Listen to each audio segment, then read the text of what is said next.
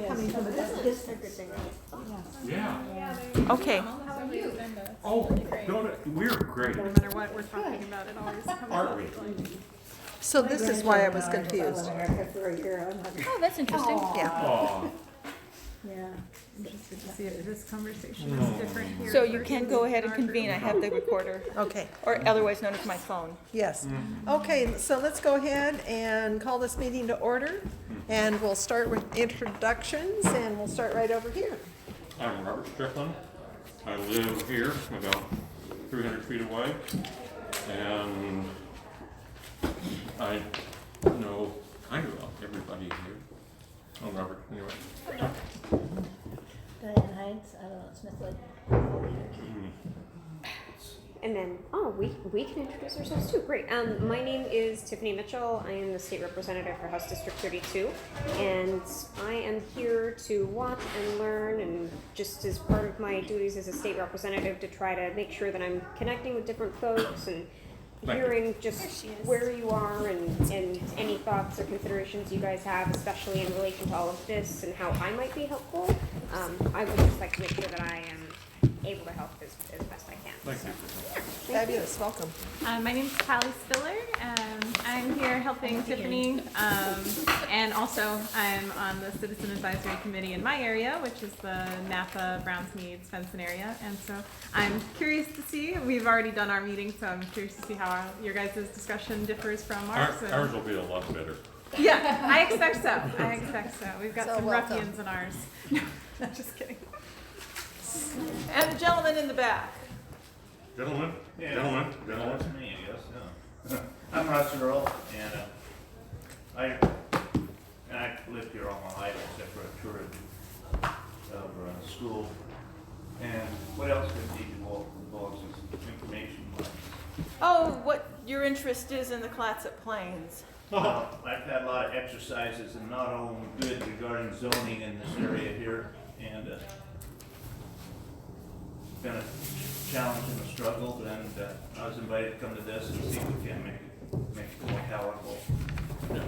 And do you still have that pretty little yellow house down along 101? So let's hold off on that, and let's get through introductions Well, first. how was the introduction? I'm trying to find out. Yeah. Julia Decker, Planning Manager, Clatsop County Community Development. I'll staff this for you today. Oh, I'm sorry. Maria Pinsetich, Seaside, part-time resident, family long-term residence, and cousin to this one. Okay. Mary Kemis, a longtime Seaside resident, and always interested in land use. The roof upstairs. I guess they're working on the roof. Nice. I'm Jerry Myers, and I'm a Seaside resident. And I bought my property from that man sitting over there about 7 years ago. So where was yours that you got from? At the end of Wahana, Okay. just up from these guys. Yeah. You And remember down to these selling guys. that piece, or What's that? you remember selling that piece? Yeah, oh yeah. Oops. Oh yeah, or an IBAC, good access. So, did everybody get a chance to review the meeting summary from last meeting? And if so, are there any issues, any corrections, additions? I have not, but I wasn't here, so. Probably. I'd make one addition to the comments on the Camp Ilea issues, the health issues, because noise pollution was left off the list, but that was my primary concern. Okay.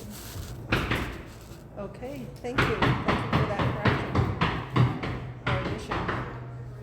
Okay, I'm gonna have to ask everyone to speak up. I cannot hear.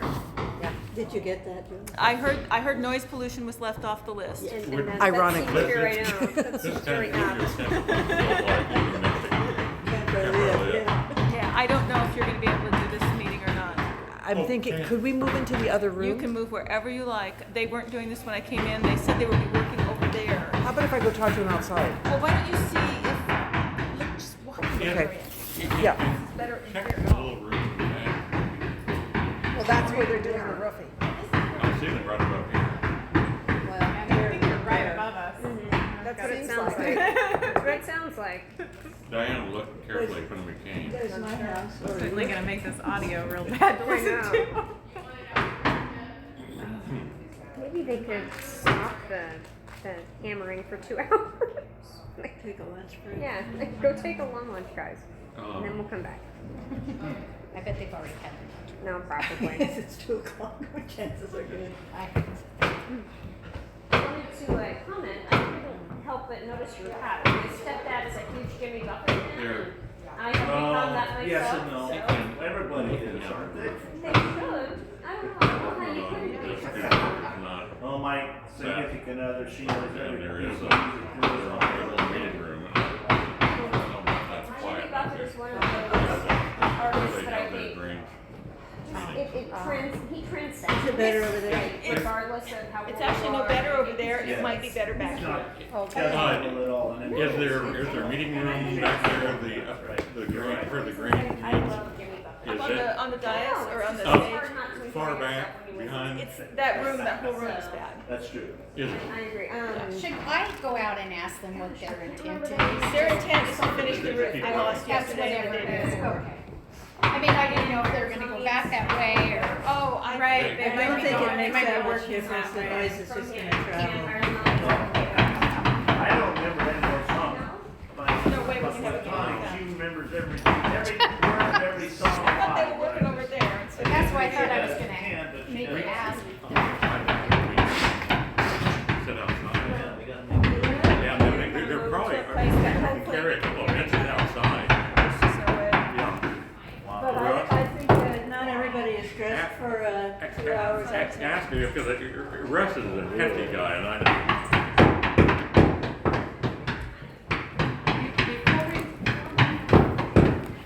So, one other option is actually up front, we could put a table in there. And we can also go right outside and carry a couple of benches out. It's much quieter up there. Yeah, I think, yeah, we'll need to move, like, they've got portable tables. So let's, There you go, there you go. Now I feel There you better. go. Now I can There- do there- better. There's a community leader, he knows how to grab a Snicker.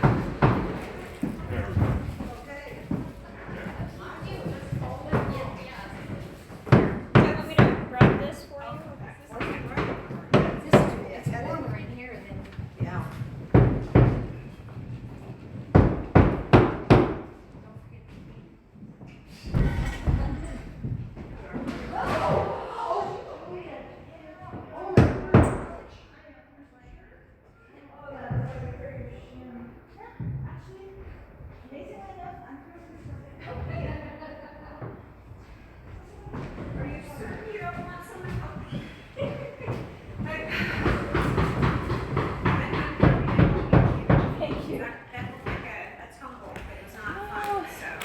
Well, it's not great, no, unfortunately.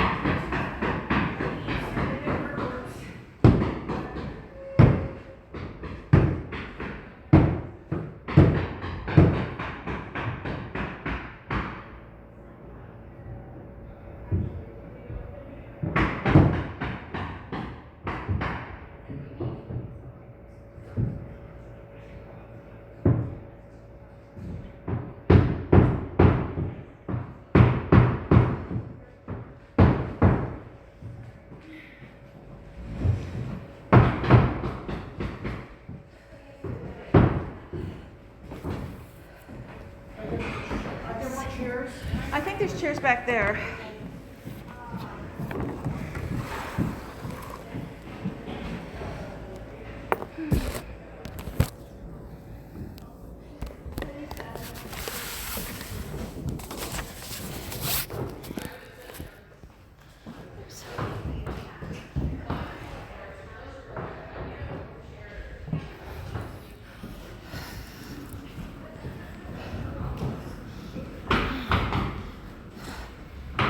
Okay, how many more?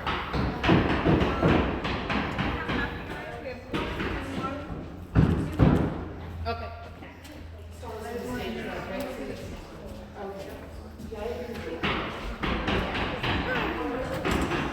And we thought the radio squawking was not that great.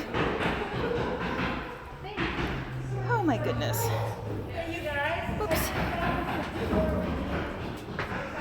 Oh, good. Well, that was a lovely exercise. Is Gail having a good vacation? I hope so. She hasn't reported down, she hasn't checked down. She has not said anything about anything not going Gail's on well. vacation. Yes, this week. Yes, thank you. Thank you. Okay. Robert, I'm gonna have to get by you there. Oh, how would you do that? Fly. I'm gonna make myself very small. There we go. Wow. See how small? Okay, so nobody's sitting on the end, so we can all move down this way if we need more room. Okay, do we Okay. have enough Whoa, chairs? who's this? That's me, Okay. and I'm happy to, I'm think fine we to have. sit on the end. She's happy to sit right there. I'll bring this chair around, we can bring this chair down, and then the big chair that's coming is, will fit. We can bring other little chairs. No, please. So how many do we need? I can go to that corner. Why do you think I avoided it? Okay. I don't know, sometimes it's easier to command the attention you need. What do we have here? After all that work, I'm hungry. We've got one. Does everybody have, I think we need one more. No, are we? Yeah, we got one. Yeah, we grab one, we'll go grab one more. Can you sit there and I'll go grab one more? No, don't do that. I know. Do that, I'll just That's take the it. whole can. That's all I get. That's it. You're done. Have we been recording this, the whole move? Oh, yeah. Yes, we opened the meeting, we did not adjourn. Yeah, why not? How was your old man doing fishing last year? How many did he get? He didn't even go out. Really? Really? Nope, the boat's been sitting there in the driveway. There's been some family problems. His brother, so. Really? I was wondering about that. Huh. Do we have everyone? No, we're waiting for Maria. Maria, where's Maria? Getting a She's chair. getting a chair. What will we do with something like Maria? What would we do without her, you mean? How do you, I have a problem, no, something a problem. He didn't with miss her. one, that was pretty tough going. We went out a couple times with Other people? and just didn't do well. Yeah. Yeah, it was tough. Thank you for the name cards. Oh, you're welcome. I wish I could say that I did something useful there, but actually I had nothing to do with it. Clancy did those. Well, very nice. But it's good to have those. Yes. Oh, that's such a good idea, Maria. Thank you. Good idea. Wait for her to get back and then we'll try to shut the door. Okay. Back to our topic. Right.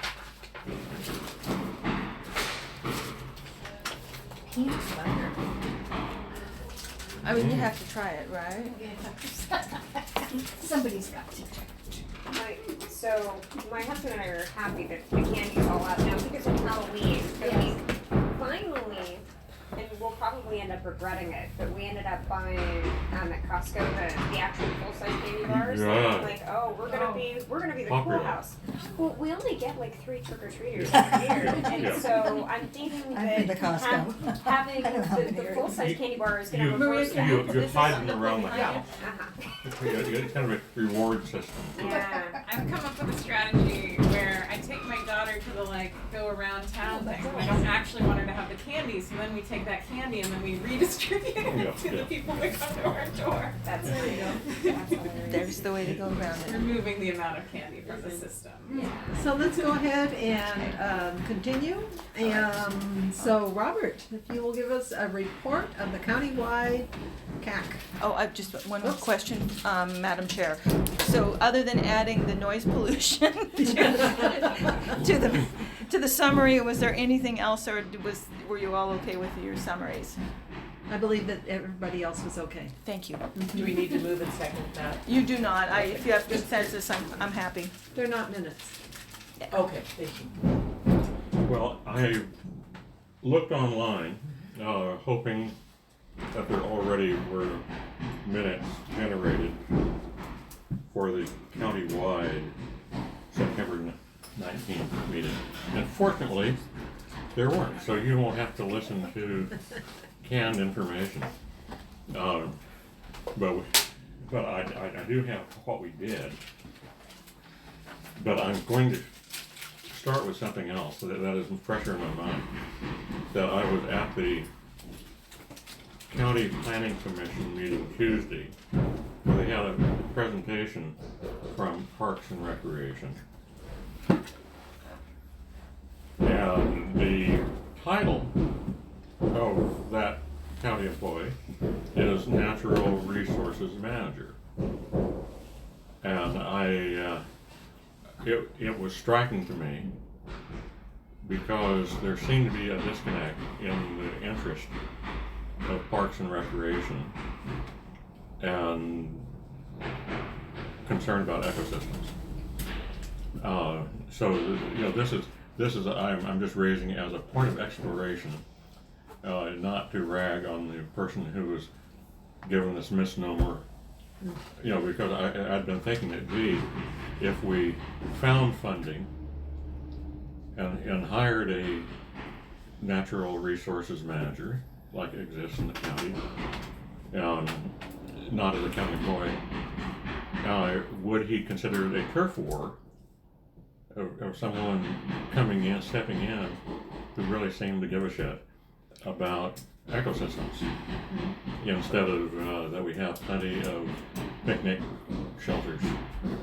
And because it was repeatedly that, like up at our last alpine ecosystem up at David Douglas Park, that there's nothing there. And kind of the idea that outside, in County Park, Carnahan Park, aside from the picnic shelters, there's nothing there. It was no validation of wetlands and ecosystems matter.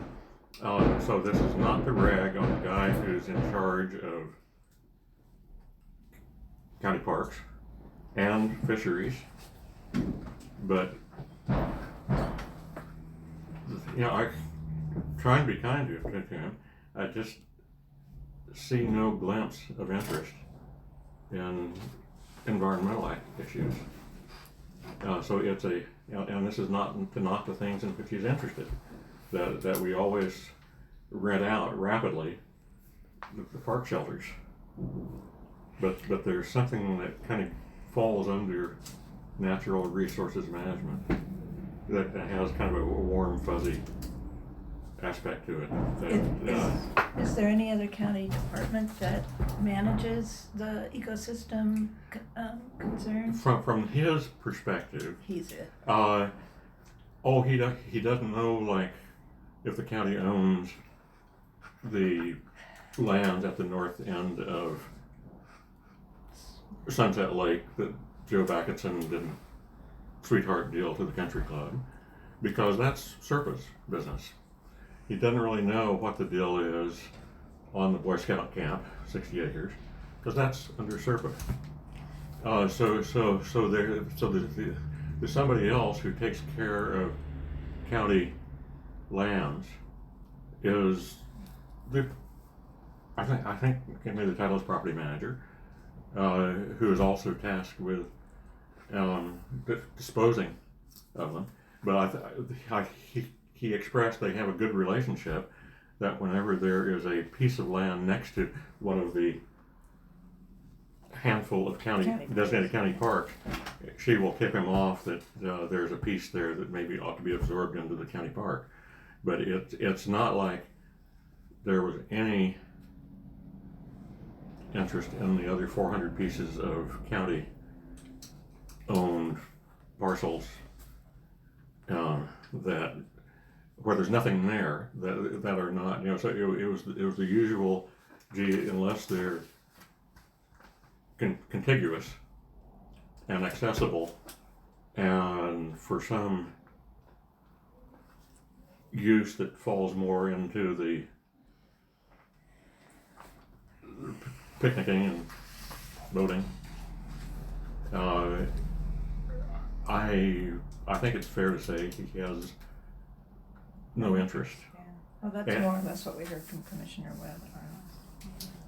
Okay. So this is not to knock the guy who has only half. It's a split job for him, because not only is he the parks head, he's also the fisheries guy. and I think he may have a half person part-time who supports him doing those two jobs. But so anyway, that was my recent exposure to things I think that are of interest to us. For one thing, because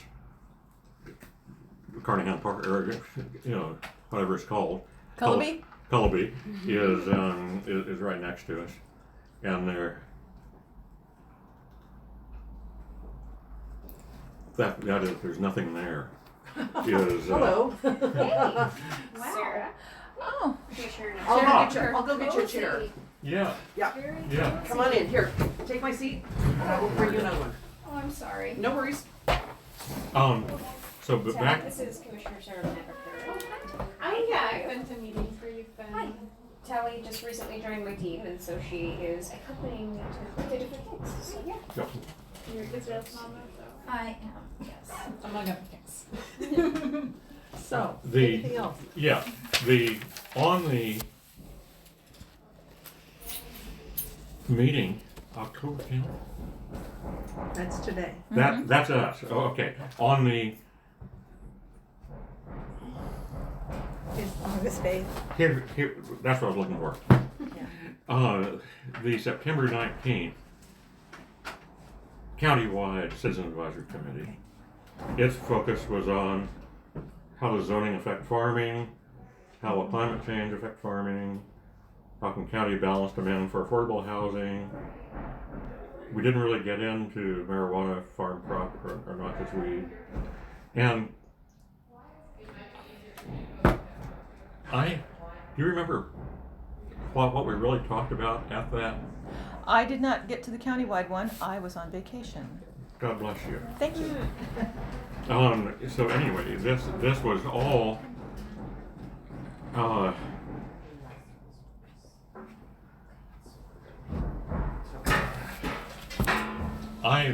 you didn't miss anything. Okay, and does that information that you have in that packet differ from what we received?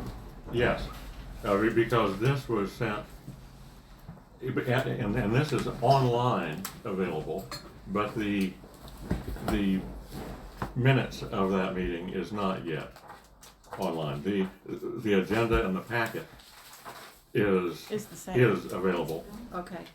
And just to have a glimpse, it's a lot about forestry management. Are you looking at the I'm goal looking at 4 stuff? I'm looking at Okay. please. So are you saying then that at the county meeting, they did not discuss zoning and farming? This is your goal 2 packet. Okay, and the front cover is, does it quit all of a sudden there?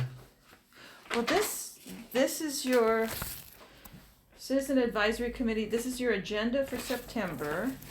Which is the meeting that I'm supposedly telling about? Yes, and then it looks like you had that agenda on top of the summary for August Okay. and the goal 2 presentation. Okay, so we don't care about everything except talking about the zoning effect farming. Did they? Oh, yeah, somewhere we definitely did talk about the idea of that we need to protect more land as EFU. I guess it's a little mixed up because this topic is discussed in 3 or 4 different places. Mm-hmm. But all where we're all public meetings, that there's a need not just to have EFU protection for big things, but to consider it for little pieces too. So that people who really want to farm on their 5 acres, 3 acres, have the protection of, and the neighbors have the future warning that without it being spot zoning, that, It that, doesn't have all the same protections as the right. EFU. So it's not advocating spot zoning, but that you don't have to be an 80 acre Right. or 40 acre, Yeah. that these are still natural resource that people your age and younger care about. And this will take a shift of attitude at the state level, which they're willing to consider, but gee, they just never had to because the thinking has shifted. Yeah. But there were who was the farmer there? Nelson. What's his name? Who grows potatoes and does organic farming, but the need for Right. Yeah, in our Doing group, it. like Kelly Huckenstein Yes. is in Yeah. our group, and she runs Yeah. she runs an amazing farm on like a couple acre. Like, I Right. think she Yeah. farms Yeah. 1 acre and Yeah. produces a ton Mhm. for the community just on that 1 acre.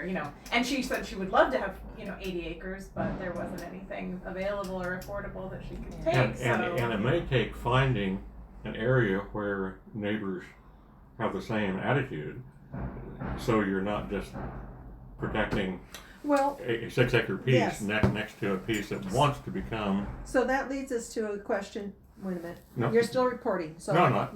No? Okay, then You're we're all. opining now or recording? I'm interacting here. Oh, that's opining. Definitely Okay, opining. all I want from you right now is the report. Oh, you got it, baby. Okay, so you're done with that. Yeah. Okay, then we're going to move on to Goal 3 overview, which is, Goal 3 is agricultural lands. And I'm hoping that everybody is familiar, that they've read through all the different numbers. And in a nutshell, this is my take on what it says, is that I underlined to ensure that zoning districts applied to agricultural lands encourage valid agricultural practices in a realistic manner. And pretty much it seems like that's the issue that we have here in Clatsop County. So how does zoning affect county, farming in Clatsop County? I'm not certain, but what you were saying brought up the idea of cluster development only for farms. It's an interesting not- idea. Actually, And before we go just- there, do Yes. you mind if we just backtrack a little bit on the definition? Because the thing that I got hung up with was the word valid. Valid farm or valid agricultural, as if there is some qualitative. You need a definition. Well, my point being is that because I believe elsewhere, and I'm not going to quote where it is because I don't remember, but there is certainly a acreage requirement and or at least a For suggestion. EFU. Right. So I guess my question then becomes, how do these interact to then create a barrier or lack of, or rather an impediment to being able to farm a smaller parcel? I don't know. I don't know the answer to it. By largely eliminating the disqualifiers of what is farmland. Objectively, yes, that would be the ideal. But I'm asking the question: is there a? Actually, I'm going to focus the question to you because I'm assuming that's a legal terminology of, because the other piece of EFUing, if I can make it a verb, is that you have to be profitable within 5 years. But not. But allow me to finish. Allow me to finish. Okay. Allow me to I'm finish. saying. That's what I'm getting to. Allow me to finish. But what we learned at the Meeting. thank you. Words sometimes are hard. Was that wasn't necessarily although a impediment, but however it is being used as you've got to be able to keep records and show that you're doing stuff, and the profitability aspect is that's a paper game, quite frankly, of how you're profitable, how you're not. But my point with this discussion is, if we could understand how valid impacts down the thinking on a farm, it would help us understand what other problems that may be associated, like the profit quotient, to being a small farm or a boutique farm or a hobby farm or a horse farm. Oh, I threw that in. To have other things, right? Throw little horses. So that's my question. So do we know the answer to what a valid farm is?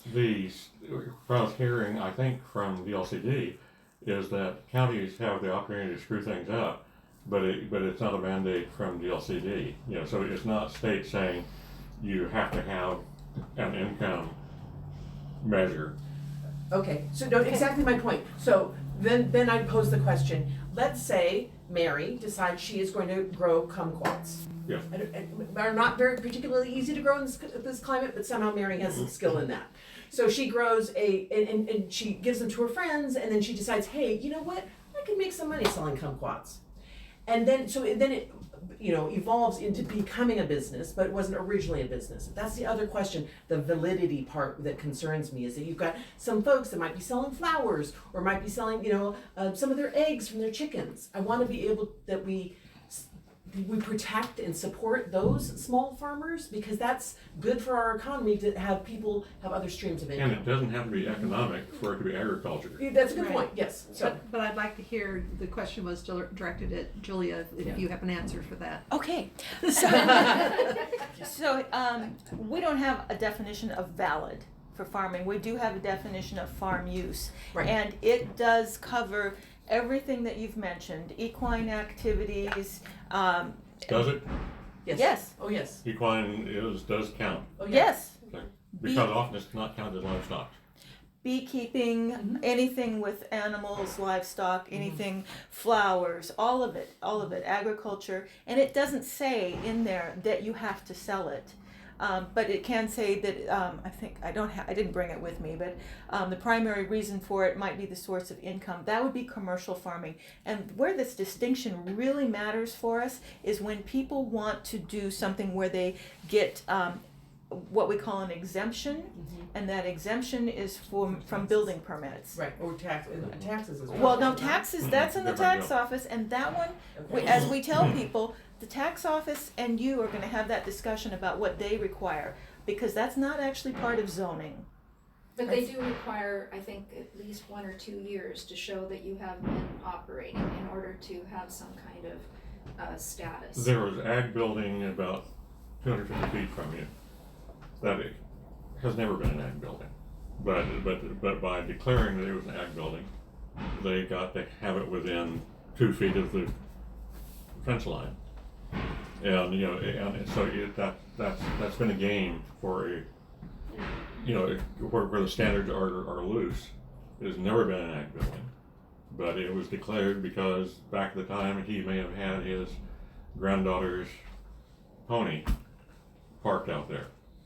And again, I in the past, horses don't count as livestock, so sometimes for livestock, you have to mention the factor that is whether or not this is agriculture.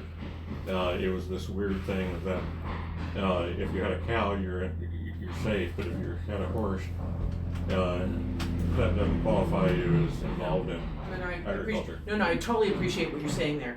But I just would like to go back to what Julia was saying. So you're saying that if I could paraphrase, because I'm not certain I understood what you said, that the valid part, not understandable, not definable currently, but the farming aspect is more related to exemptions for building permits? Well, I think there was more to that answer. Right, Yeah. there is more. Yeah. So on the one hand, if you are a commercial agriculture producer of some sort, say you have a horse arena and you teach lessons, Okay, that counts. Can I pause you just for a second?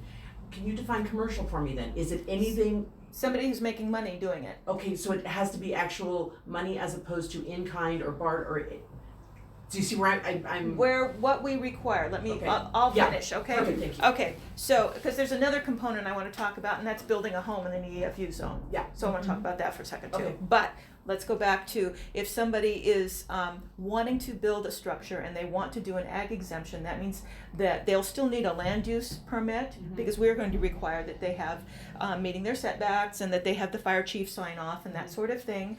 But it's not going to be considered a habitable structure. It might be manure storage to keep manure out of a creek, for example. It could be a horse arena where somebody's giving lessons. But the primary purpose of it is because somebody is doing commercial agriculture. And so what we in our department are telling people to show us that you are a bona fide commercial agriculture operation, show us that you have your exemption from the tax office, or your we can look you up on the Secretary of State's website and get your LLC, and if you can, demonstrate that to us, fine, we'll call you ag exempt, and you don't have to go pay for building permits. That's a big deal to a lot of people, because some of those buildings are huge. Yeah, it And is if they're in the exactly. Astoria school district, then they've got 25 cents per square foot. Yeah. Which is huge, Yeah. and they don't distinguish between a barn and a house in terms of the square footage. So it's, people are paying the same thing for, a 5,000 square foot barn as they would a 2,000 square foot house. Anyway, for the Astoria school tax, which the county's building codes division collects and gets the brunt of from people who are unhappy about it, even though they don't have anything to do with it. So there's that aspect of it. If you are in an EFU zone, exclusive farm use, if you're in AF zone, agriculture forestry, and honestly, you can do agriculture in the F80 zone, that's a type 1 type permit. If you want to do agricultural work in any of those, RA zones, RA1, RA2, RA5, any of those, you can do that. Even in the rural land zones, if you want to produce a fantastic garden and sell your produce at Sunday market or up at the co-op or even at a farm stand in front of your home, you can do that. That's agriculture, and you can do that. Now, the other place where it comes into being a problem for a lot of people is they see these beautiful plots of EFU zoned property sitting out there looking absolutely lovely, and they want to put a house on it and live on it, and they don't want to farm. They just want to live out there. In order to be able to build a house in the EFU zone, it is extremely restrictive. You are pretty much going to have to farm, and that's when you're going to have to start showing a profit, showing a certain amount of profit, and so many years out of so many years. Tell me that part, because that is not a state matter, that's a county thing. And I don't have it at the tip of my fingers, and I didn't bring the code with me. Right, because on the tax bills, it says if your purpose is to do something for money, and it doesn't say what amount, it doesn't say, then you're cows agriculture, but so there are these phrases that get thrown about. The word habitable is a new one, where it depends. If you ask a homeless person, is this structure habitable? Hell yes, I'd like to have spent the night 2 nights ago there. Lived in it. And we're going through this again in the planning process but it's a word that means different things to a homeless person than it does to Julia. Well, Julia's going to go over to the building codes division and get their definition. She is not going to go to the homeless person. Just saying. Point Julia. Point set match, Julia. I'm sorry, Robert, but that's the truth. I understand if you are homeless, a cardboard box looks better than nothing. It sure does. But I am going to go to the building codes division for what a habitable structure is, and my building official is going to tell me that in order to be qualifying as a single family dwelling, it's going to have these Or things. just use the word habitable, because it's part of the language that we're massaging now for the new codes. So anyway, in the term EFU habitable. zone, if you're going to build a single family dwelling, you're going to have to meet certain requirements for farming, or you're going to, another thing that people do sometimes is challenge the soil maps and say that the soil maps are wrong, and that, I have not seen that work in this county yet. So, Ms. Yes. Vincent. Okay, thank you very much. So, my next question actually, thank you for that. And so I'm just expanding my question a little bit. And I know that you can't stay very long, so I don't want to suck up a lot of time, but just I have a question at some point. But Okay, good. So you were mentioning, so EFU, AF, F80, type, RA1, 2, blah, blah, blah. So, who's the lady that does the fantastic farm on the? Kelly, it's called Spring Up Farm. Okay, so on an acre essentially. Okay. Mhm. So, she's probably a little more rural than most of the RAs are in, but, so what kind of, I guess my question is, can her neighbors, say, hey, 3 times a year when you rotate those crops and you have to re-fertilize, it stinks around here, and I can't stand it. And I, in other words, the neighbors complain and put pressure on the farm. Are there any protections for the farm? Right to farm laws. Right. So is that it? So that's. But Just nothing the to right- cover I county. don't think she I'm not has the saying same she. I'm not saying she. protections that, no, Yeah. I'm pretty sure we talked about this in our meeting as well, and that is one of the differences between EFU and the RA, Put a is that they question don't mark. have that same kind of nuisance protection, that the neighbors can complain and, Put a- sometimes they win, sometimes they don't, but that it puts her in more Put a jeopardy. But if they're question- farming, then they're still protected. Yeah. Mm. You know, From what I yeah. understand. But do you have to go back to the definition of what a No. farm is, or Well, it's farm use. I mean, if we look up our definition of farm use, this person is doing it, then they're protected. But even in an RA zone. by- Residential by agriculture. state law. That A stands for I agriculture. get that part. No, I'm on board. Yes, totally. And the residential part is what throws me. It's like if you've got people around, because people, first generation moves in, everything's great. Yeah, I know. I bought land next to a cow farm. That's awesome. And then the next generation comes around and they go, "Wow, you guys stink." This So- is where Tiffany comes in. That I think there are where you can do any kind of standard forest practice, even though someone may hate it. You can do any kind of agricultural practice, So even perhaps though people hate what it. I'm suggesting is that when we talk about this more in depth, I would like to investigate protections in the RA zones for the agricultural side.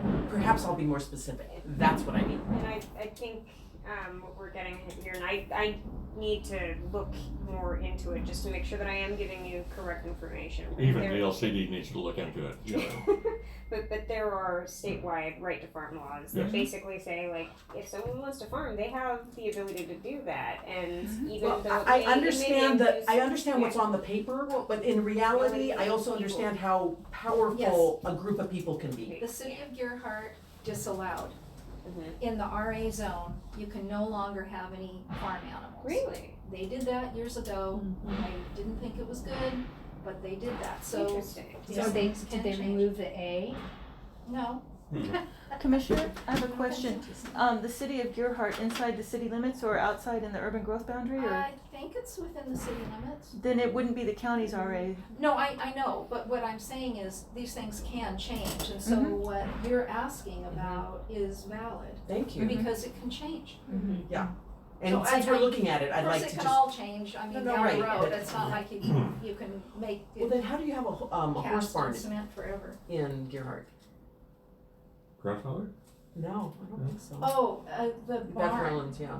Yeah, that Yeah. big, the Polo Polo Ridge. Ridge. Polo Ridge. Ridge. Oh, Polo That Ridge was- is, That's They're- not- that was not they're in a your county. that's That was not. county. That's Oh, rural. so, okay, got it, outside of the city limit, okay. And it blew down. What?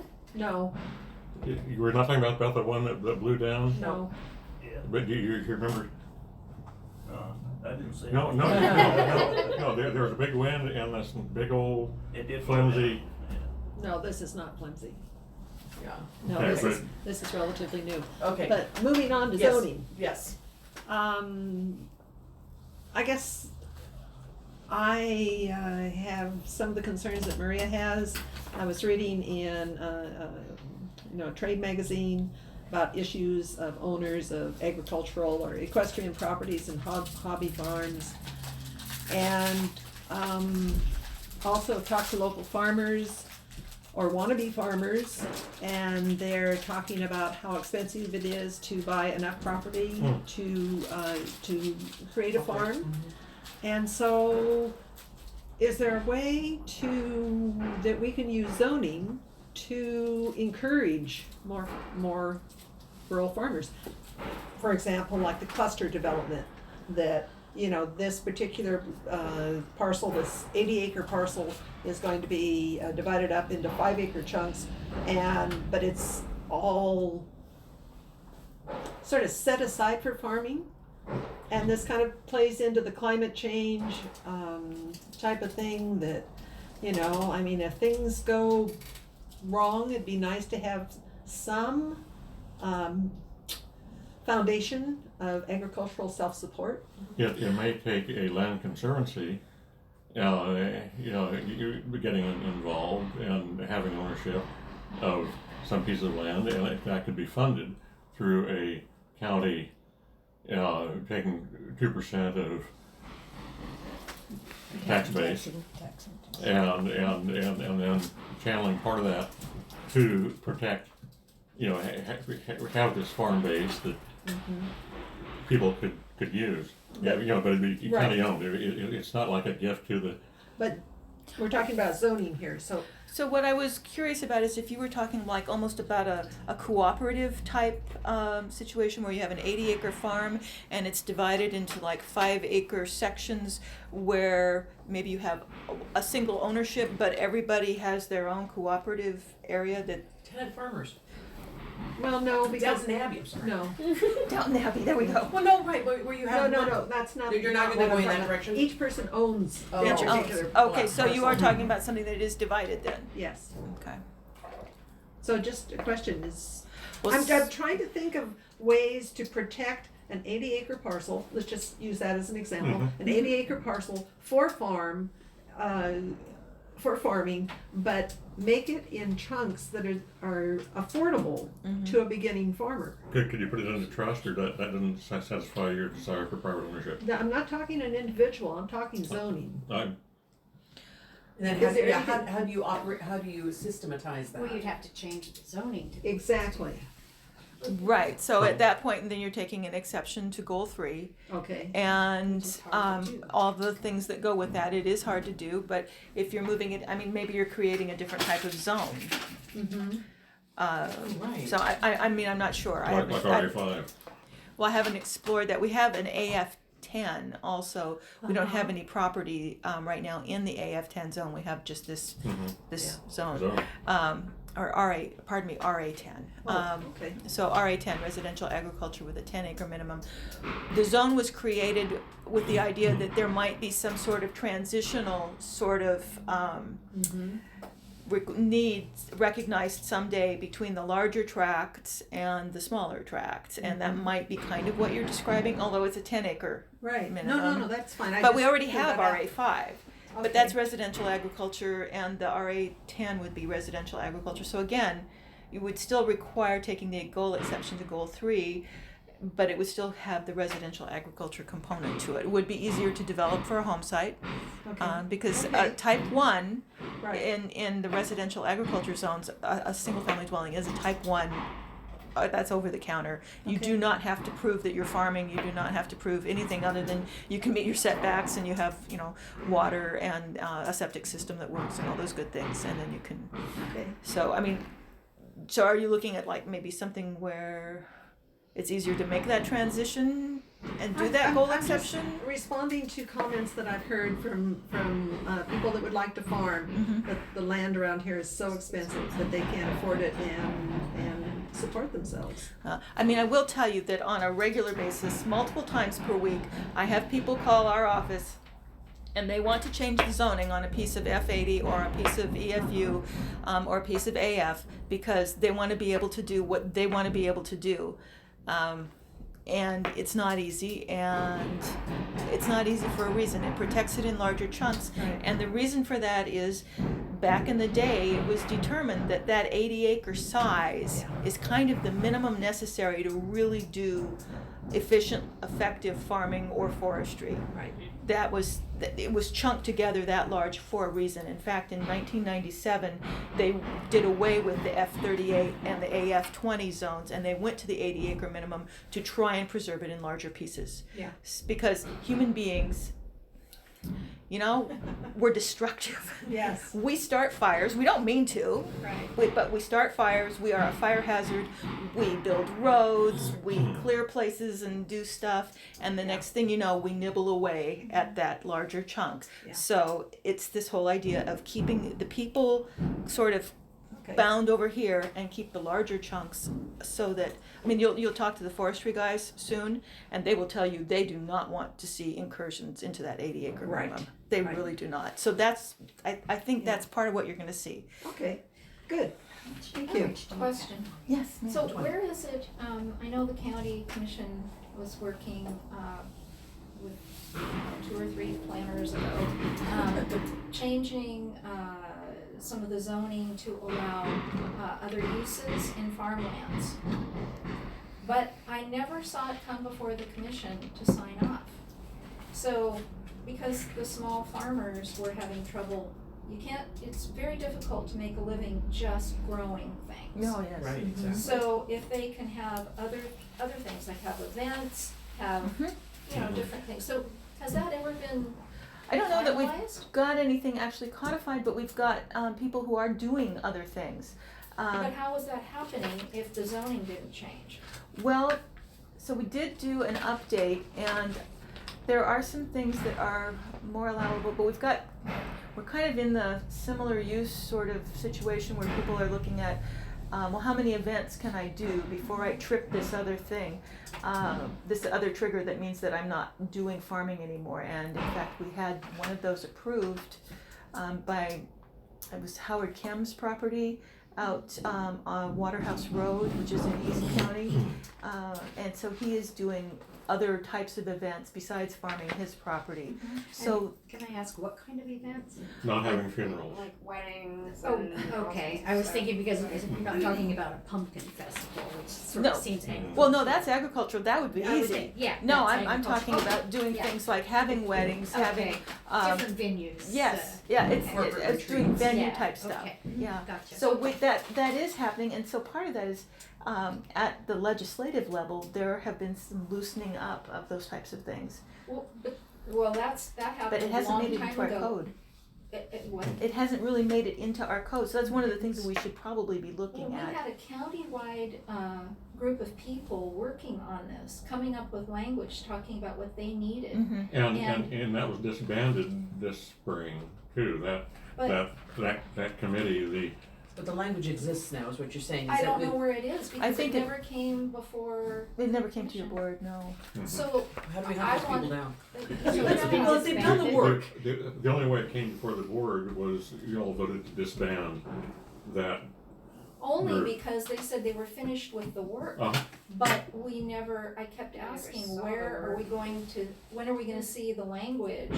When are we going to, Who was the head Okay. of the group? Well, so our director, who's not here today, Gail, was working with the group, and it had started under a previous director. right. And so it was the kind of the farm forest update group, and trying to remember who all was on that. Several farmers. I know Teresa Retzlaff was Yes. on it, Yes, and, let's see, who else?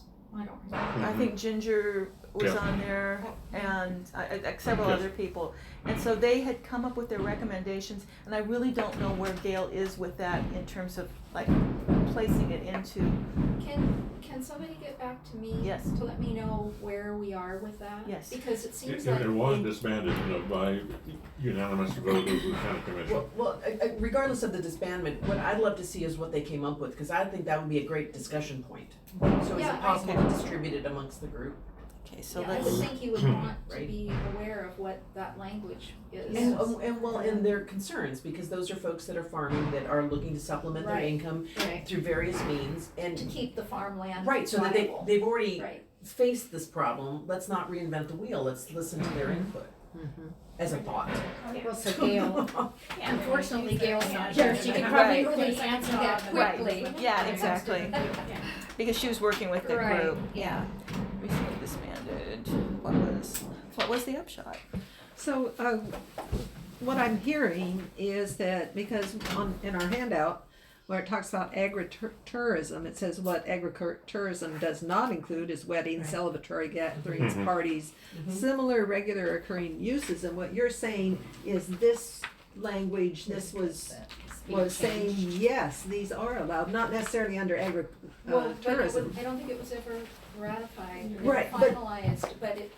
That's kind of what they were working on, Yeah, is that what I'm and hearing? having like, arts events. Yes. But not very many funerals, No, I'm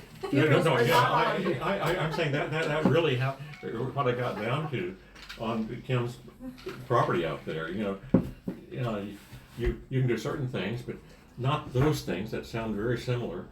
You know, yeah, yes, it's okay to kill elk, and yeah, but that there's no question about. But as far as having a wedding party, you can only have X number of those.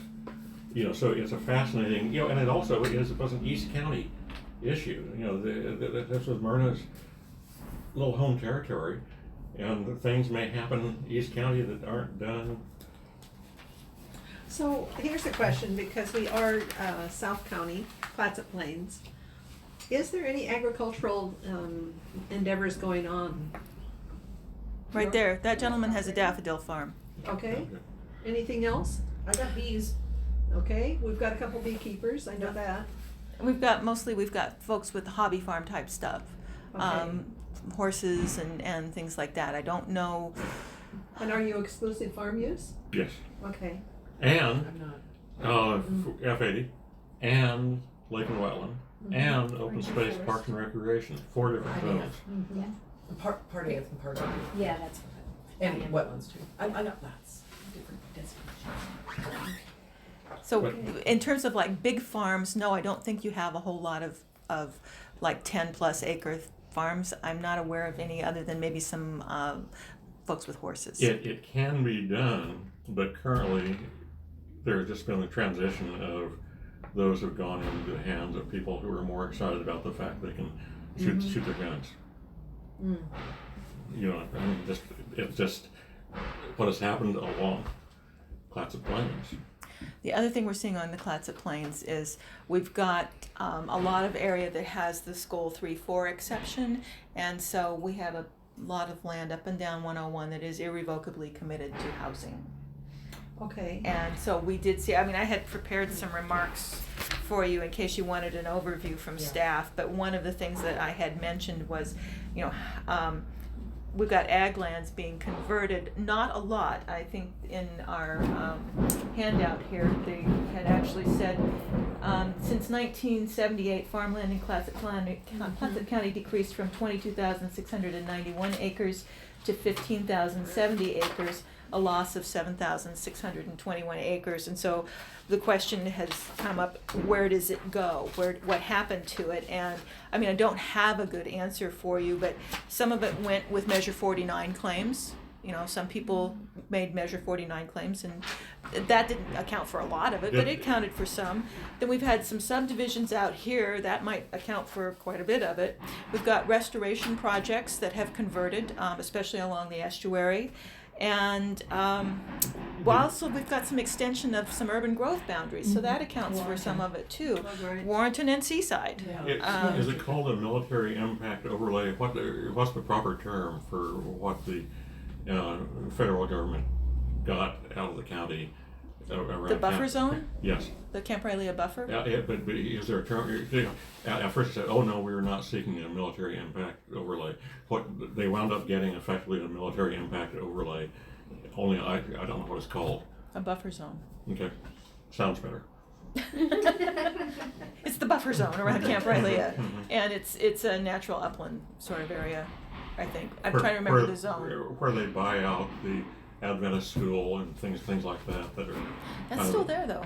But I think change of ownership to federal to. I'm pretty sure that happened because I remember getting contacted by it, and that was happening. So Yeah. So those are the things. Anyway, it gets nibbled away. It doesn't all go in one great big piece. It gets nibbled, little pieces here and there and here and there. And so I think that's where it went. But that was one of the questions I had: is, you know, where do you think it's going? Where do you see it disappearing? Where's the encroachment? I definitely think the UGB expansions are making a difference. But yeah, we're seeing irrevocable commitment up and down this highway. But Seaside did not expand the urban growth boundary into ag land. Into F80. The school. Forestry. Yes. Yep. Yes. The Yep, school. went straight right up the hill. Right, not the So other I'm thinking UGB ag, thing. not forestry. Well, I'm seeing resource. I guess I kind of lumped it together. You're absolutely right. You're Mhm. absolutely right, because forestry is agriculture. It's a type, yeah. Yes. I mean, it's more of a large Resource scale. land. Yeah, More yeah. of a large scale, but anyway. So I apologize. I did jump right over that. So would you like to give us an overview? Well, I mean, all I was going to say, and you've mostly discussed everything anyway, is that, you know, mostly what we're talking about here with ag lands is the EFU, the exclusive farm use. We've still got some on the plains. We've got some in East County. We've got, you know, the Brownsmead area. There's kind of a lot of EFU. But the RA zones, the residential agriculture zones, those all count as agriculture zones. And even, I think I mentioned the F80 zone, you can farm in that. So in the early development of the code statewide of the land use goals, the framers were trying to devise protections of the resource lands, and they noted that there would be conflicts between, that's where they started seeing there would be conflicts between resource lands and what everybody else wanted to do around them. And so when you're talking about the whole right to farm thing, that's what you're talking about. And so they attempted to do some solutions, including urban growth boundaries. And so an urban growth boundary is where cities are supposed to, every 5 years, look and see if they have a 20-year supply for what they consider is going to be where their city limits would extend to. So some are more aggressive about it than others. Warrenton is one of the largest land mass wise in the state of Oregon. Warrenton is huge with its, 6,000 people or something like that. Astoria is backed right up against theirs, and it hasn't budged in years. Yeah. So you do see kind of what's going on. Seaside, of course, is moving up toward the top of the hill because they're trying to get out of the flood zone. One understands that. That is, I mean, I wouldn't want my children going to school where I don't think they can get out in the event of a Because flood. they want to turn that flood zone into a no-build zone? I don't know what they're going to do. Or kind of like Warrenton, where yes, we'd like to have more, but we don't want to give up any. It came before the commission, it didn't go well for the county lands. People were very up in arms about it. Mm-hmm. Yeah. They said it's like taking their value of their property. Mm-hmm. It is a problem. Yes, absolutely. So anyway, so the urban growth boundaries, I just wanted to touch on that and kind of give you a little bit of information about that, because that is part of where we're seeing some of the ag lands disappear. It just nibbles. So I talked a moment or two ago about how things are converted. So really that was what I was going to say, other than the way that ag lands are classified is by the Soil Conservation Service. And so ag lands are 1, 2, 3, and 4 class, mostly in this area, 1, 2, 3, and 4, mostly 2, 3, and 4. 1 is prime farmland. 1, 2, and 3, those are farmlands of significant, soils of significant, statewide significance. And we grow trees here really well.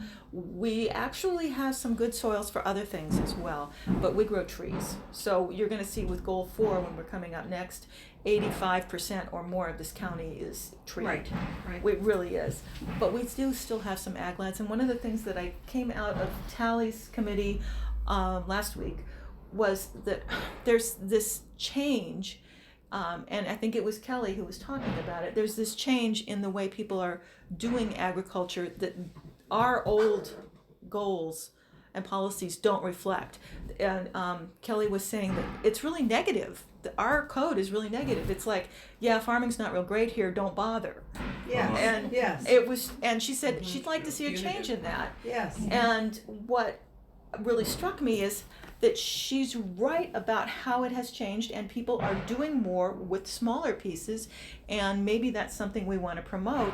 So I was going to say, okay, do you guys want to have that conversation about how we might encourage smaller pieces, because all of a sudden we have this food industry with chefs going for local produce and local animals, and this is the world is changing. Farm to table is Right, huge. We It have also people creates producing more food security. absolutely. Exactly. We've got people producing organic poultry, and we have I mean, would you like to talk about that? I would.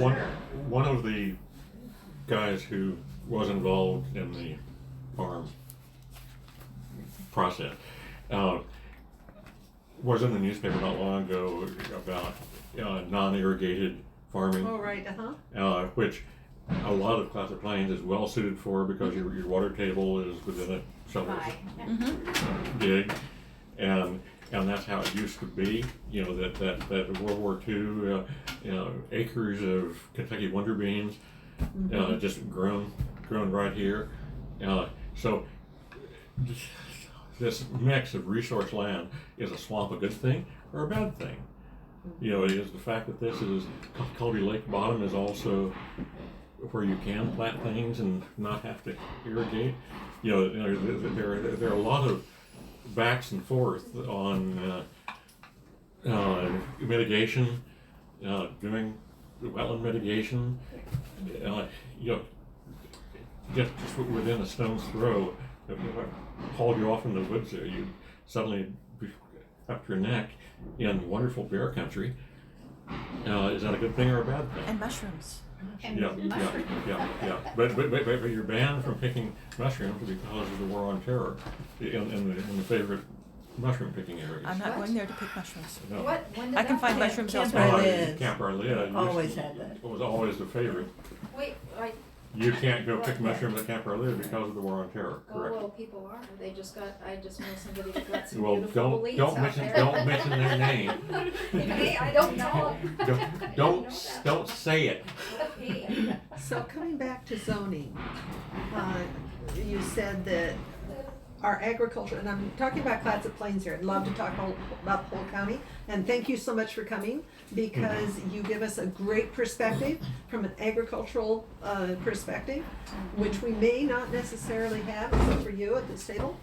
And so, you said that they're being nibbled away. One of the ways is UGB. And so my question is, currently if an adjoining property is, on the city limits and they want to increase their urban growth boundary, can they do that if the property is exclusive farm? Well, that is actually something cities do well if they don't try to force their urban growth boundary onto someone else. If they do try to force their urban growth boundary onto someone, it becomes, they end up on the front page of whatever the daily newspaper is, and sometimes larger, and it ends up going to all various sorts of courts and Supreme Courts and things like that. It's not pretty. Right. It's really not pretty. But sometimes people with exclusive farm use properties look at that and go, wow, look at the money I can make. Yeah. So, So that's personal freedom. yeah.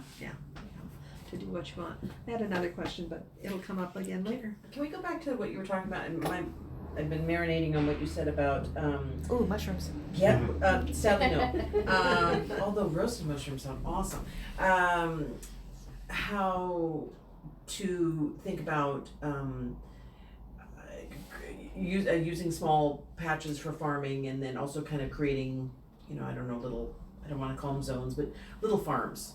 And how, when you were saying that, and I'm probably paraphrasing because I was distracted by everything, I was curious. So let's say you have a 5-acre parcel, which you are allowed one home on, and you find someone who wants to farm 3 acres of it, but you can't have another structure on that.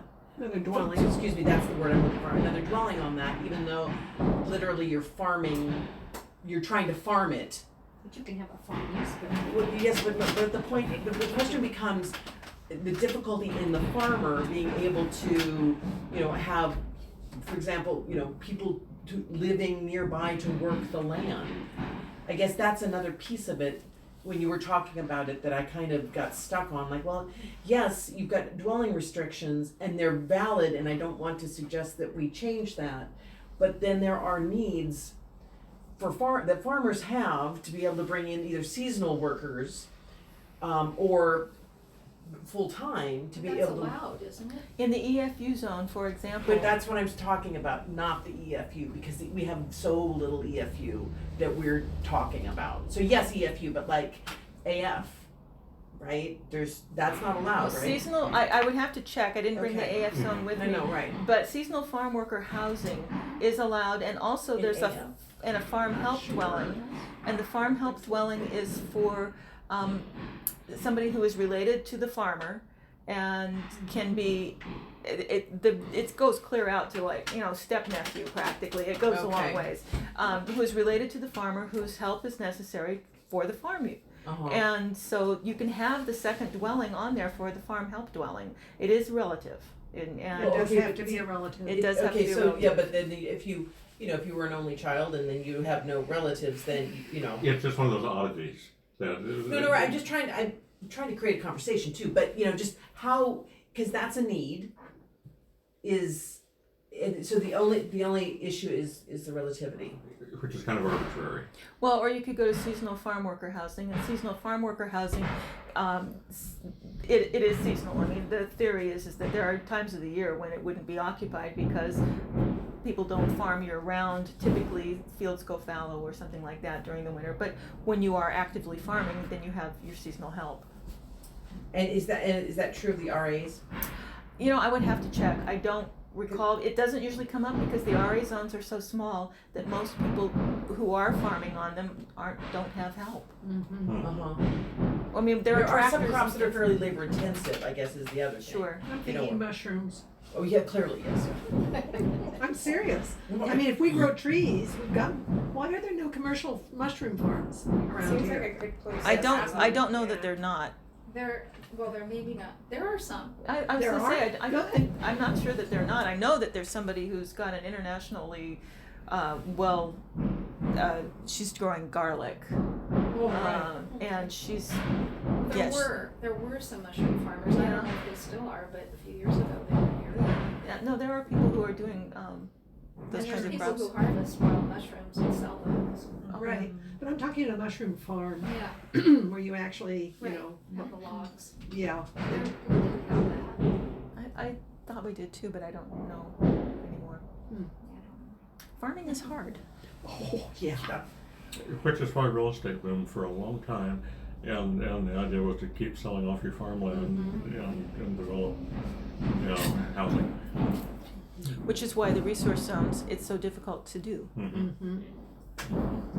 And that's the whole reason the whole land use thing came into being in the 70s.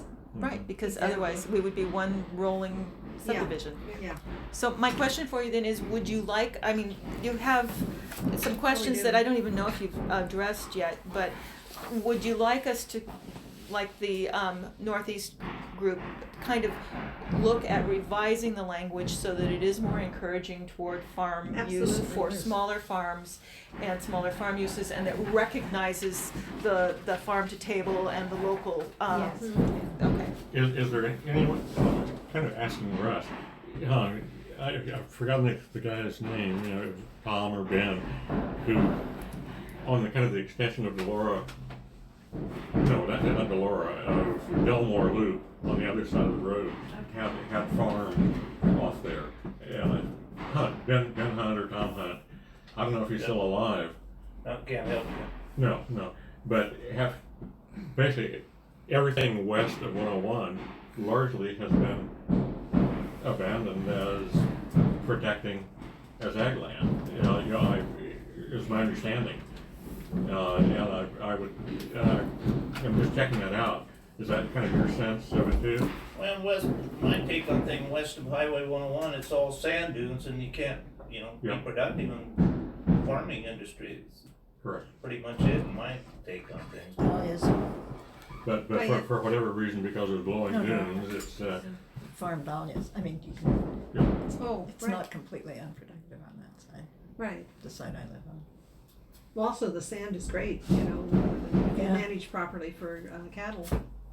Because and especially horses, because of it's actually nutrition. ideal for horses because drains. they're more of a dry land creature. They don't like mud. No, Right. They melt. They do. their feet do. Their hooves rot, yeah. Yep. Is there anything Anything in else? here that you wanted to pull out? Well, I'd like to bring up the cannabis and hemp. Okay. Does anybody have any comments on that?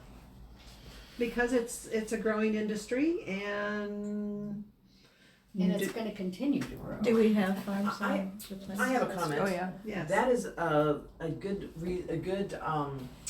the the hemp is a major contributor to the increase in hay pricing because That's true, a yes. lot of hay producers have realized that I get $4 or $5 a bale and I can be producing hemp instead, Right. and therefore there's a shortage of hay. Mm-hmm. And the prices have gone up dramatically, so just a little And then side there note. was a barn that burned just recently. I saw some hay coming over when I went to Portland. Oh, it's coming out all the time. Yeah. No. So what I'm hearing you say then is, perhaps we want to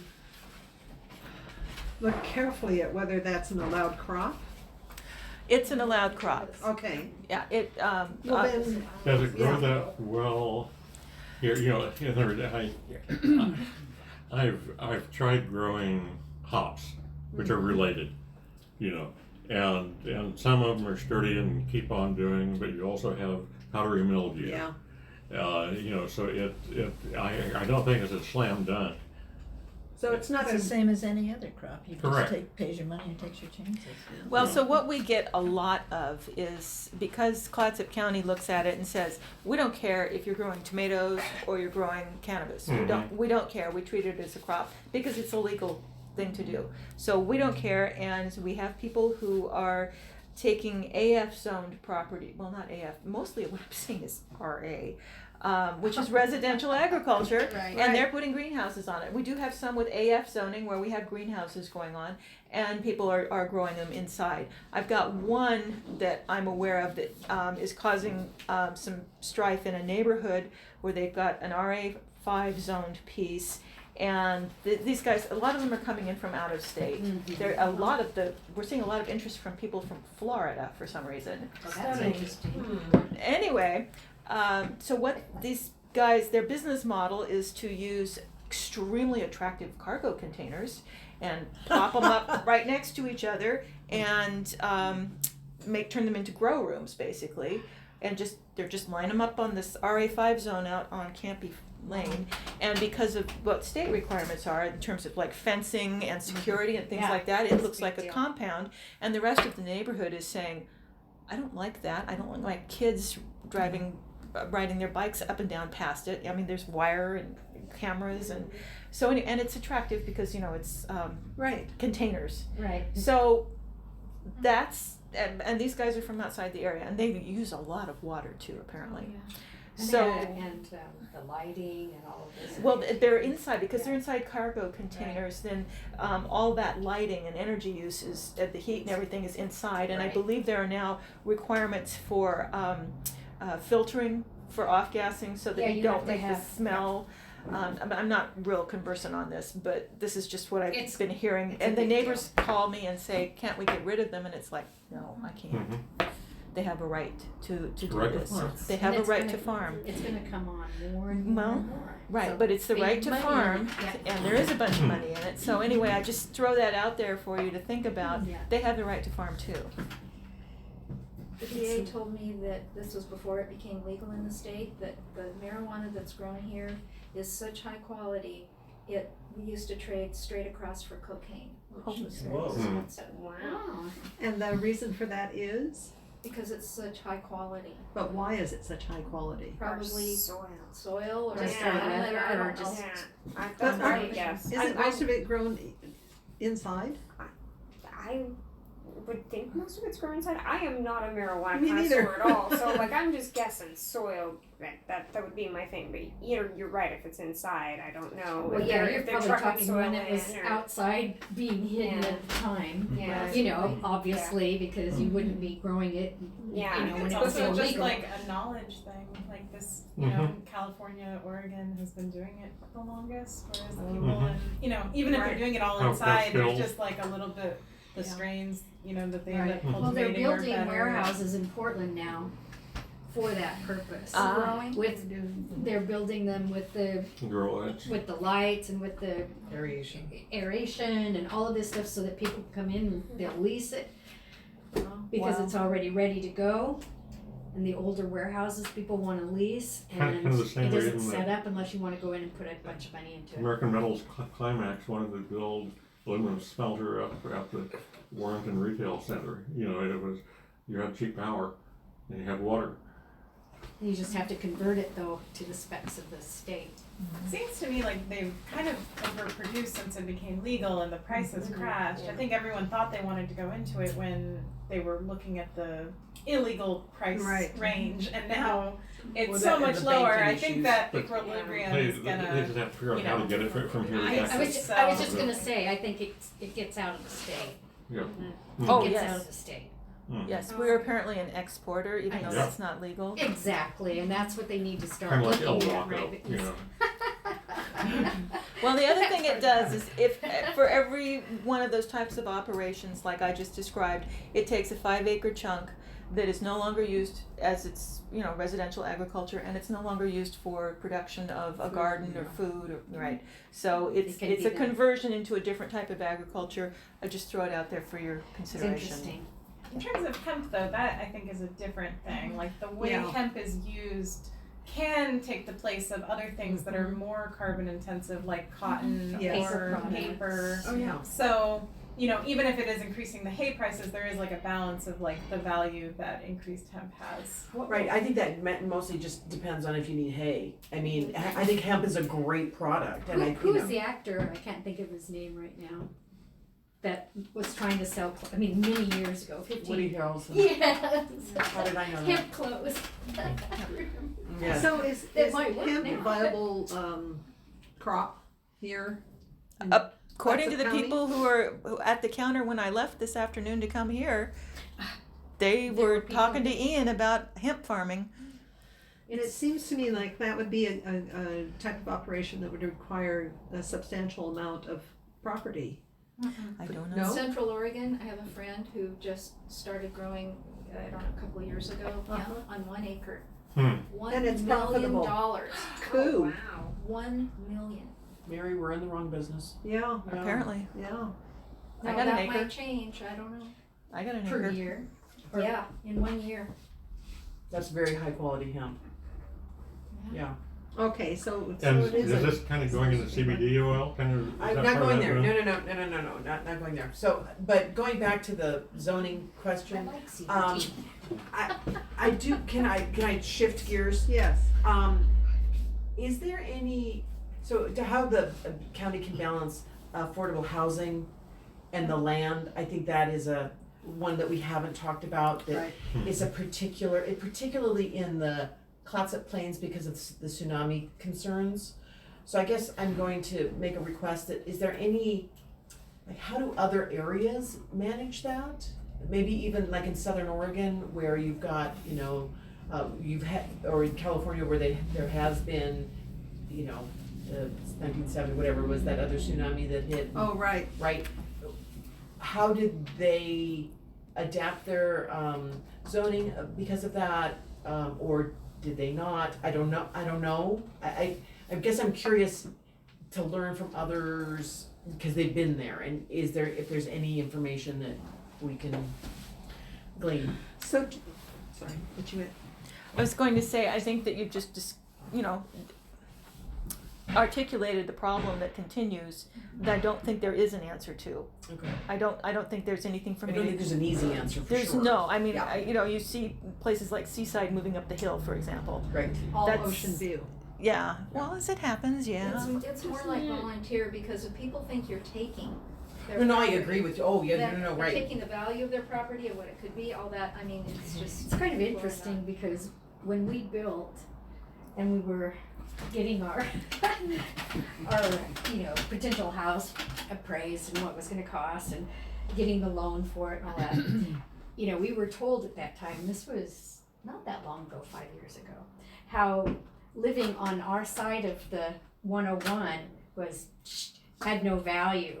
And how everything on the west side of 101 was where all the value was, and it's so changed so much in the last 5 years with the tsunami thing that now everybody wants to live on our side, on the Uphill. yes, Yeah. up the hill. Yeah. Thank you. It's true, make it right. Yeah. Is your pretty yellow house down there, it's kind of out of the tsunami zone? talk to you later. I did good. I do wonder, like with like property values, when I went to my meeting, I brought in like a NOAA interactive map of the climate change. Like, I don't know if you guys have looked at that, but anyway, so you can kind of like look at their different scenarios for intermediate or The t-shirt extreme sizes, and like and what it does to your area. And under their projections, it's like in 2050, most of Hammond and Warrenton is underwater, and so is Brownsmead, and unless Brownsmead, oh, because the river. Right. Any place that you have a levee is suspect. Right, and Like the people Warren. in my group that live in Brownsmead definitely felt like their levies were gonna save them, so I didn't. Sorry. We didn't Yes, dear. push it beyond It's okay. make the map kind of thing. Yeah. But yeah, it doesn't seem like the property values at this point have like absorbed that reality. Or I think a lot of people still think like, oh, we're gonna fix it, and I hope that's the case also. But that means actually changing our behavior. Well, yeah, dramatically, and I guess, when we had the UGB conversations here in Seaside, there was a lot of discussion about, first off, livability. Seaside is not very affordable for anybody, so that's one aspect. But the other is that, if you've got transient housing, mostly in those danger zones, that's not permanent housing. Is that safer? And allowing some, migration up the hill. The poor people. Can allow me to finish, Robert, Yeah. please. And having the lower lying area being more of an activity zone as opposed to housing, which would require a huge shift in terms of planning and infrastructure Years. and decades. Yes, years. Yeah, but that would be the safest version of planning, and yet, it's the other- difficult to get people off of their beachfront homes. I agree with you. I think, Yeah. Nahawanda estuary is exactly where they very carefully placed the poor people's housing, directly in the path of the tsunami. Yes, but do you think But they I'll- even knew that really at the Hell time? yeah. But also, was especially in Seaside, you run right into forestry land, Exactly. resource land. Exactly. That's the only place we're backed right up to resource land. And so, anyway, Yeah, we are. Yes. so that's gonna be another battle, if they choose to go in that direction. So Julie, I guess the question is, are we aware of how other states have dealt with this? Because there has to be other counties have dealt with similar things. For example, maybe not a tsunami and resource, but like, Colorado, Aspen, the ski areas where they, had to rezone to be able to have enough ski instructor housing so that people could be there to service all the rich people, right? There had to be a That's sufficient true. number of, housing and how they manage that. Is there any, do you know of any sort of, I did a Well, little. there's the old parts of those towns, Right, well, I did a little research for the UGB? planning commission, and in a very quick nutshell, essentially they created temporary housing, and you had to prove where you worked, and that you had a grace period of how long you could stay should you lose your job or change jobs, so that there was always housing for the maids and the housekeepers and the servers and the cooks and the busboys and everything, because otherwise you can't have the economy. Well, So the question, let me just so the question is that something we want to talk about here? I think depending on where you are, that the legislature used to make it that the Begani information could not be applied to planning because it would disrupt the economy. Right. This was, it was flat. I'm going to. Anyway. Okay, well, good luck with your other meeting. Bye-bye. Okay. Thank you Thanks for for coming, coming. Sarah. Thank you, Commissioner. Yeah, thank you for letting me crash your meeting. Yeah, You guys are doing really important work. thank Tom, you. Tom. So we can get along mostly. So Julian, the issue that Maria brought up, is that something that we wanted that should be discussed under agricultural lands, or will that be covered later? Well, Because I mean, there's I an think- affordable housing. Though there's goal. housing in general is goal 10. That's what I thought. But that doesn't mean that, the whole thing It's is a all system, related. it's all connected. Interact. So maybe what you do is you earmark that discussion and say, look, we talked about it here, and we Right. see this issue under, as part of a problem we see with agricultural lands and how to work them and having people available to be able to be farmers or to have help farming. So we see these issues here, let's earmark it and come back to it because we will be discussing Yes. housing. And you are gonna run back and down, this is gonna be a recursive process. Right. There is no way around it. It's a Oh, whole yeah. system. No, right. But yeah, you can definitely talk about it now and you can continue to talk about it And talk about it again. again and again and Because it's again. gonna keep coming. Because It's an issue and I don't know that anybody has a real good solution yet. Otherwise, we'd have already brought it to you. Right. So the conundrum that's rattling around in my head is that, first off, I love the conversation, and I love how open you are for this iterative process, and the concern is that, but we gotta get somewhere, right? It's great to talk, but unless we get really creative and okay, none of us are experts at this, well, except you. You're the I'm not an Well, expert I'm at just this saying, either. You're closest to the closest one we have, so. The best one we have.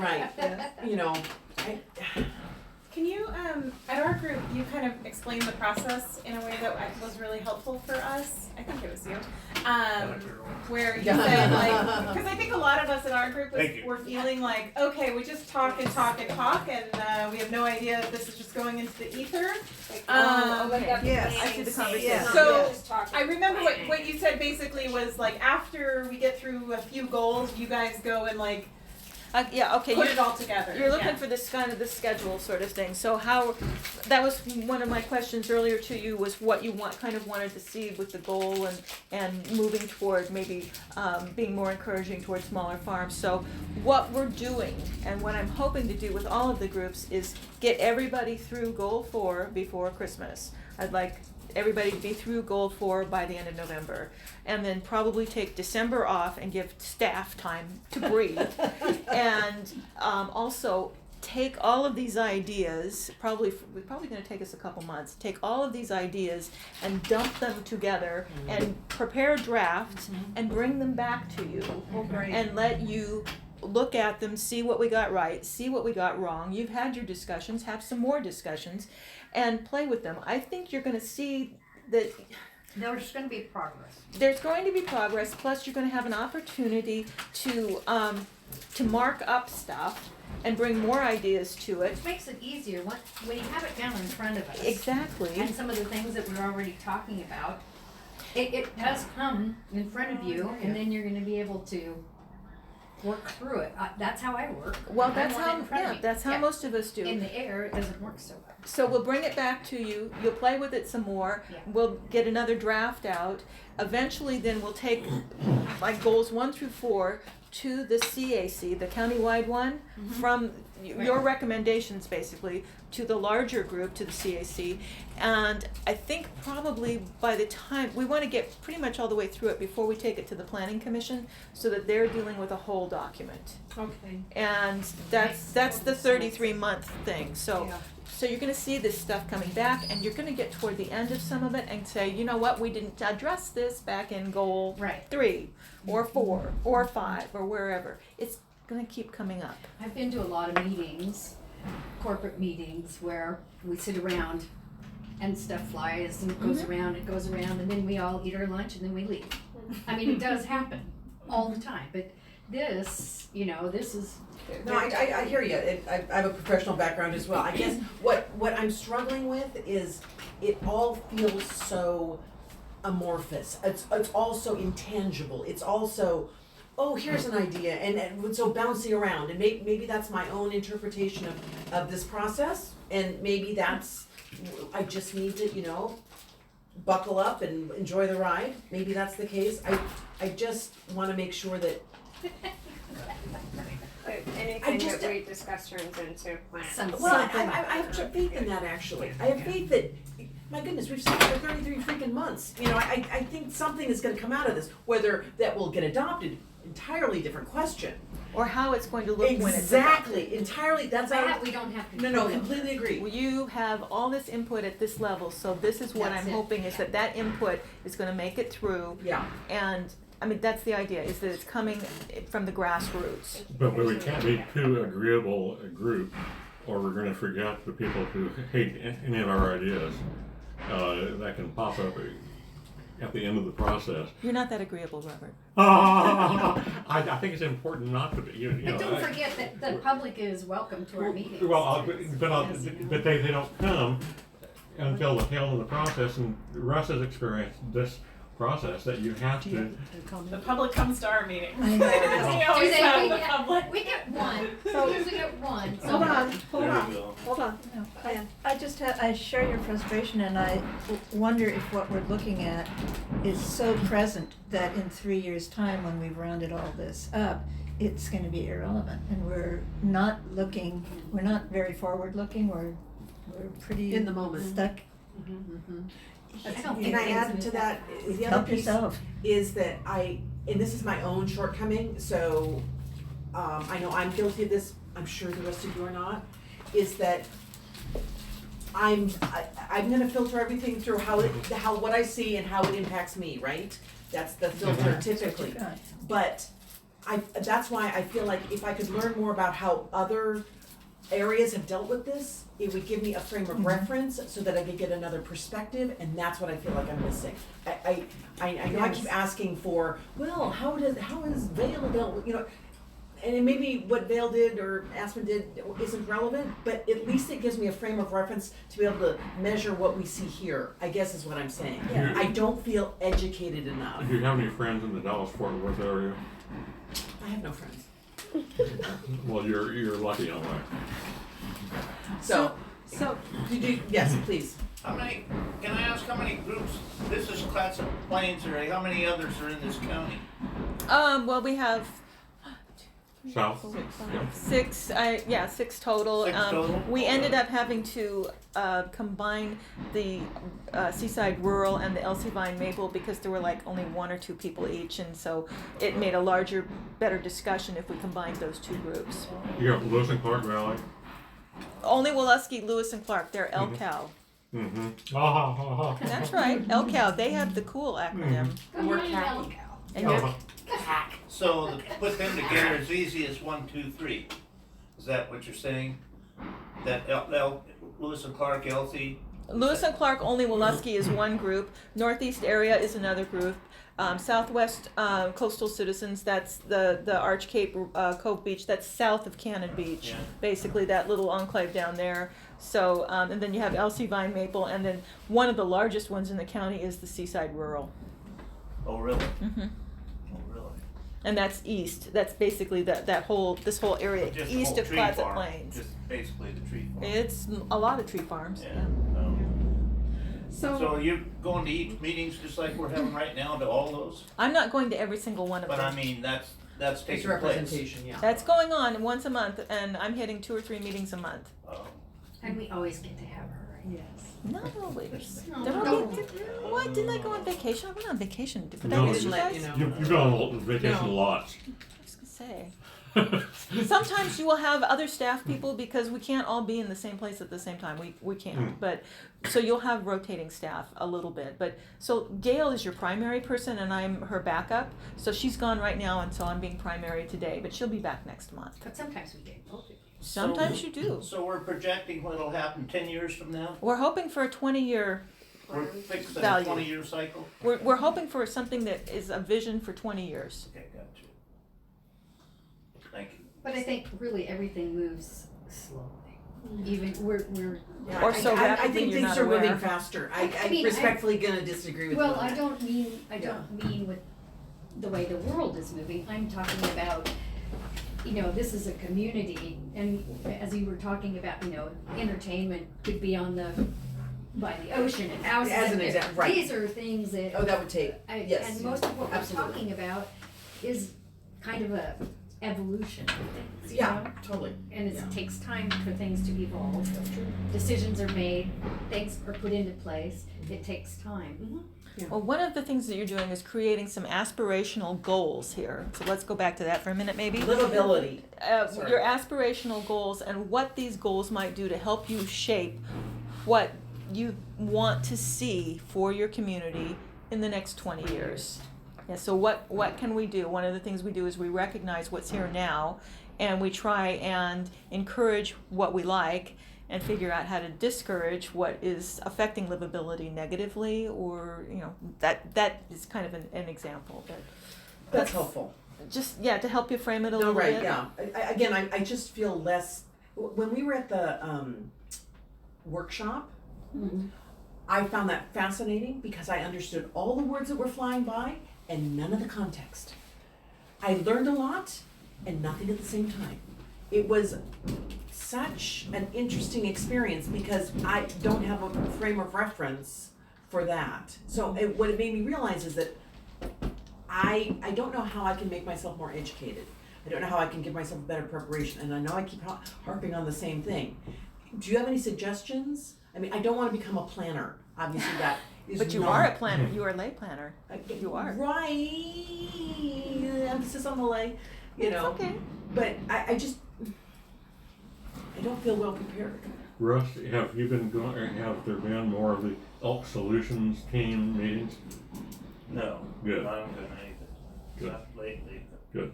I think it was Albert Einstein who said every artist was first an amateur. Very good.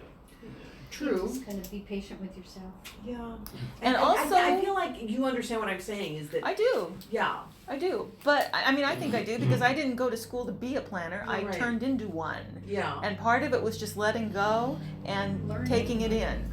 I remember So I think it's- something. Oh, sorry. Gail said at one of our meetings is like, whenever you're in a place, like you're traveling, and you're like, I really like it here. Yes. What do I like? Like Why? Yeah, you want to start asking yourself why. Like, was it easy to park? Did they have nice cafes with outdoor seating? Whatever it is. Yeah. They had plants outside, or the food was really whatever. But get that kind of thing is like that's all has to do with planning, and often we don't necessarily go that extra step to think about why we like a place the way Or it is. why we dislike it. Or the converse. And is the true, Association so. of Oregon Counties doesn't quite have that perspective outside the boundaries of Oregon. And some of the nicest places are outside of Oregon. So the clock is ticking on, and I just wanted to ask you, Russ, if there's anything that you want to say. This is time for public comment. I know that you already have, and I appreciate that. But is there anything additional? Well, I just trying to I came here just to kind of get the feel of it, really. I didn't realize that I missed it in the paper. I probably participated sooner. But I don't know how people got picked here is one question. The county did quite a bit of advertising, Okay, looking for I CAC just members. missed it then. Is that- Apparently you missed it because we were accepting. Well, and so we did, actually, they did reopen And it. that's, yeah, I know. And took in the applications and took those applications to the board, and the board made appointments. Didn't seem like a competitive process. No, it was more like, how many people can we get? How many people want to do this? Yeah, no, it was like, what can we do? We bring chocolate, I mean, That's awesome. Thank you. So I want to take this opportunity. I want to go around to each person. Russ, you've had your chance. I didn't know I had a 2-minute chance. So Diane, do you have any comments, overview, takeaways? Basically just the same concerns I have, that we're kind of down in the Weeds? and we're from the weeds, we're looking at a 20-year plan in a three-year process, 20-year plan. And I think we might need to look at some larger of the of the concepts that we're the conversation is wonderful and interesting, and I love hearing what everybody has to say, but I think we kind of are getting looped. Thank you. Thank you. That's really valuable. And I'm going to take my turn now. And my turn is that the one concern I have about this group is that we might be a little bit homogenous. And so I'm not asking for contention, but I'm a little concerned that we're not as representative of Clatsop Plains as I might prefer. Robert. I totally agree. You know, I have oddly no agenda. I think Clatsop County gets what the hell it deserves, just because eventually that's going to happen. I think that we have blocks to creativity, but I don't think necessarily that Clatsop County likes creativity. I think we have financial solutions that are easily within reach, but I think we have blocks to doing easy things that that can solve any problem that you come up with, you care about. They're all within our budgetary capability. Once we get past a mentality of we can't do that. I just hope that sometime we will come up with, when you had your nightmares last week, what were you hoping wouldn't happen, so that those can actually be addressed. My true nightmares were not recognizing where the hell I was because development had so encroached, and it really is the reality of what happened up there at the Warrenton Big Box Center. You first cut down 20,000 trees.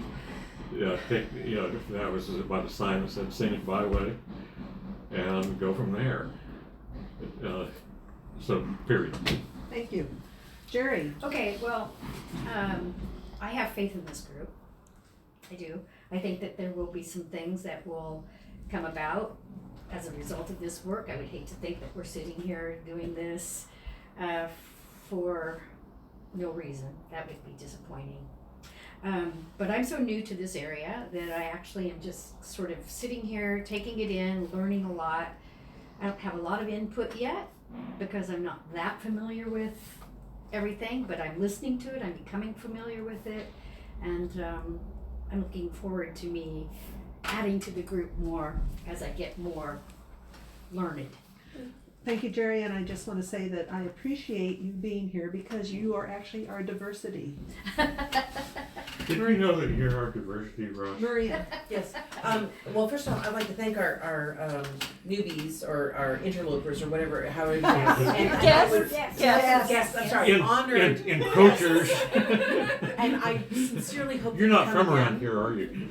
because I really genuinely, from the bottom of my heart, hope that you could come again, because I really appreciate your perspective, and also another voice, because to Mary's point about diversity, we are.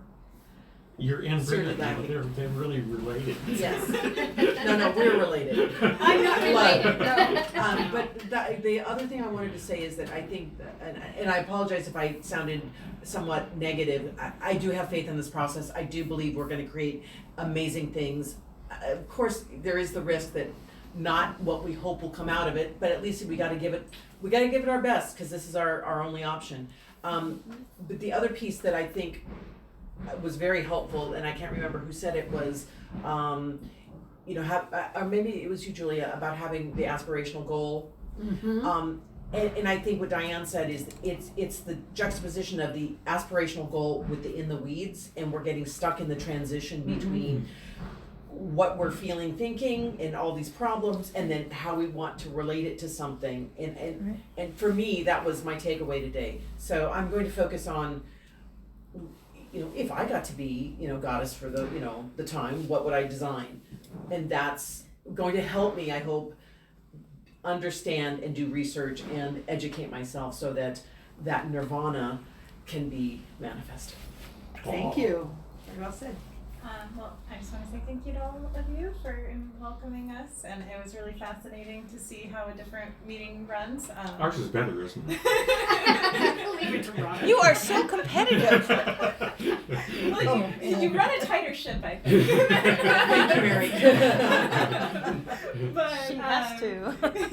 Yeah, no, I mean, I think the only thing I wish is that the climate change bullet point got a little bit more attention, because for me that's like one of the major things that's going to be affecting our area and globally, and I think a lot of people believe it but don't necessarily get it into the plan. So Thank you very much. Tiffany. Thank you. Wow. I just wanted to thank everyone else again for being so welcoming. I know we're not official parts of this group, but being able to be here and to hear everything you had to say is really, really helpful to help me really get a feel for what's going on in the community, the concerns that people have, and I'm appreciative to know that this climate change discussion is something that we're even looking at in terms of how it will affect this region, because it really, really will. And one of the things that I didn't get heard talked about today, and maybe this is the inappropriate venue for it, but when we start talking about the role of farming in combating climate change, a lot of times we talk about how agriculture impacts climate change in a negative way, but there are really positive things that agriculture can contribute to helping. Mitigation, Exactly. I mean, from carbon sequestration in trees to, I mean, I've learned about different things like crop cover and how different ways of dealing with the soil and farming soil can actually really help. That's a piece of the conversation I think I would like to hear more in the future in terms of like how can we not only incentivize more people to want to get involved in farming, but to adopt really sustainable farming practices.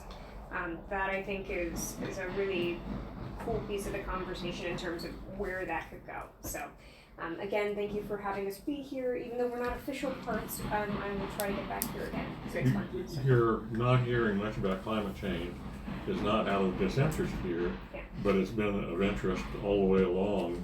You know, it had been kind of brought up out of place by people who came because that was their number one topic. Yeah, so we do feel it. Yeah, we definitely do. And we'll probably bring it up again. Can So I I'm just good- address Yes. your lead question about diversity? We have now 3 or 4 times suggested that we reopen the membership to people who may not have residence to this advisory committee, to people who may not have residence on Clatsop Plains but who have a vested interest in the lands on Clatsop Plains. And I'm wondering if we're waiting the 3 years to put that before the commission, or if there's some way we could facilitate getting that done so that we don't all have the same interest in the same appearance. So on this reopening the committee membership? Or Kind of, the same people who we applied had and had applicants who who were were from denied this because connotation. they were not residentially. we had 2 applicants from the Chinook Nation that asked to be on this Right, committee and we were brought it up rejected. at every meeting and no response from, so I don't know if you take that to the commission or how we. I take it to the director. Okay, if we could have that addressed, if there's a reason we can't do that, then we can't do it, but if there's not a reason and we could diversify our membership, It was we not for a should. lack of someone applying. Yes, because we had applicants and we have their applications, and I think the only problem with the application was that they didn't physically That was the only reside stated one. on. The Plains. unstated was that they were pissed at the Anglo-European invaders in their homeland. Shut up, Robert. I'm asking a favor here. Yes, thank you very much. So, I'm gonna get to you in a minute, but I want to especially thank you, all of you who came as guests. You were our guests, not interlopers or invaders or anything else. You are our guests, and strongly encourage you to come back again. So, Julia, was there any final parting words you'd like to give us? You are all welcome all the time. That is Yes. one set of things I would say. You are all welcome all the time. I have your goal 4 packets for forest lands. And interestingly enough, I'm the person who compiled these. Oh, So not we can Clancy. complain about So it. you can complain to me. And Maria, I'll hand you this in just a moment because I don't have it right in front of me, but you will find in here a few different elements. You're going to find a packet from the Oregon Forest Resources Industry on the Forest Practices Institute. Act. Yeah. Institute, thank you. Forest Practices Act. I used their materials rather than the actual act itself because it's much more user-friendly. It has pictures and graphics. Oh, I like pictures. I like pictures too. It helps a lot. And then we also had something else that I located, and it has to do with the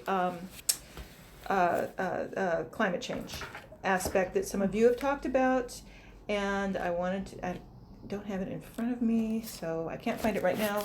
We'll take a look But at it's it. within there. The packet has some things that you've actually mentioned today. Do we get another binder? Cause I think We're kind of, expanded. yeah, beyond- let me I like put her that. idea. I'm gonna do that from now on. It's Just take One what's for useful each, for yeah. each meeting. Yeah. I know, I'm like I just- plugging and trying to Yeah. figure out. Yeah, little card. we are gonna do new binders. I think we'll get through goal 4, and then we're gonna add more binders. Can I have one of those little airline carts, you know, with the handle? that pulls Yeah. You mean out? like I'm using? Yeah. I have a question. Now, is there boundaries of this, Clatsop Plains area that we're dealing with? Yes. Physical boundaries, there's a pencil for The it? planning area, oh yeah, absolutely. Then everybody that is participating in that and dealing with that issue, they have to live within that boundaries? They, I think the way that it was finally worked out is they live within the boundary, or typically they work within the boundary, or they have some sort of tie to it. But for the most part, it's been living within it or working within it. So for example, we've got somebody who actually lives in Astoria, but she's on the southwest coastal because she, I believe, has a business in Cannon Beach. So that sort of thing. More than one person, I think, on the southwest coastal, you know, has may live in Astoria, but Oh yeah, that's right, Yes, actually, yeah. and Mr. Lundy owns property in both Yeah, I don't live places, here. yeah. I don't live here. Right, that's right. I have property here, but I don't live here. but this gives us our bay. Well, if you have property within in this Well, I thought we were in the rural. Clatsop Plains area. No, I know, I got So- sadly. Yeah, that's what I'm kinda asking, because actually, technically, there's damn few of us here in the Clatsop Plains area per se. Let's get real here. That's kinda interesting, yes.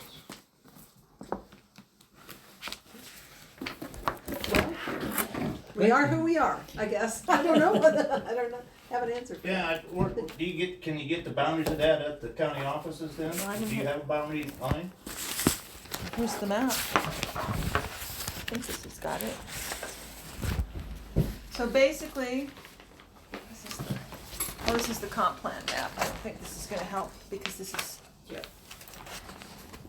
this doesn't show the planning areas, does it? So Yeah, this doesn't have the planning areas on Just it. keep in mind. So they're in Russ, winter. basically the Clatsop Plains planning area goes from the southern city limits of the city of Warrenton. Wait a minute, Put it in the south city limits. of Okay, so the okay, south end of Warrenton, Okay, straight down, okay, all the way down along that ridge line, all the way down to just south of the Cannon Beach Junction. But you then delete city Where the- Seaside Without deleting and the city of cities, yeah. Gifford. where the Sea Breeze Restaurant is basically. Further Where the south, junction further went south. on 26. Right. Yeah, farther, it's Further south. below, it's below Farther. the junction. What's below, Below, south? below the It's crab gonna go broiler. to the Cannon Beach, northern Cannon Beach city limits, basically. It Oh, includes clear the down Cannon, there. yeah, it includes the Cannon Beach Junction. Oh. I can send you a map. That's at Clatsop Plains, that goes, That's the Clatsop label Plains. of Clatsop Plains goes clear down there, Yeah. huh? Yes. Interesting. But don't fret about it because we're Oh, hey! ahoy! Did you wanna get through? No, I'm using the back door. Oh, okay. Oh, there we go. Oh, okay. I didn't even notice how quiet it had gotten. Yeah. They haven't Yes. pretended to Yes. pound it for a while. I So- got used to it. Blow this Do I plate? hear a motion to adjourn? No? Yeah, Can you so just motion. adjourn? Okay, so adjourn. Thank Do we you. have another